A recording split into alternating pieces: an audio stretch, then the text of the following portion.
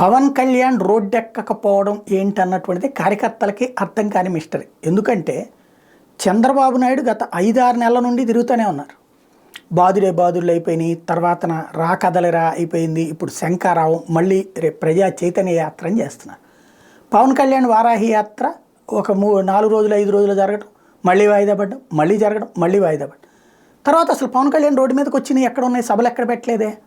ఇప్పుడు పెడుతున్నాయి కూడా కార్యకర్తల సమావేశాలే. ఇప్పుడు అవసరం ఏంటి?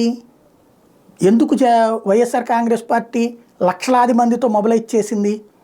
బయటికి వెళ్ళిపోతున్న వాళ్ళని కంట్రోల్ చేసుకోగలిగింది. జగన్కి ఆదరణ తగ్గలేదని చూపించగలుగుతోంది. అటు పక్కన మాకు ఆదరణ ఉందని చూపించుకునే ప్రయత్నం వాళ్ళు చేస్తున్నారు. పవన్ కళ్యాణ్ ఎందుకు ఆపేసినట్టు?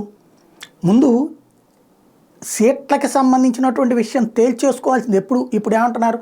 టైం చాలా లిమిట్గా ఉందంటున్నారు. ఎవరు ఆపారు? ఎన్నాళ్ళ నుంచి వీళ్ళిద్దరి మధ్యన చర్చలు జరుగుతున్నాయి? ఇన్ని రోజులు ఆగడం ఏంటి?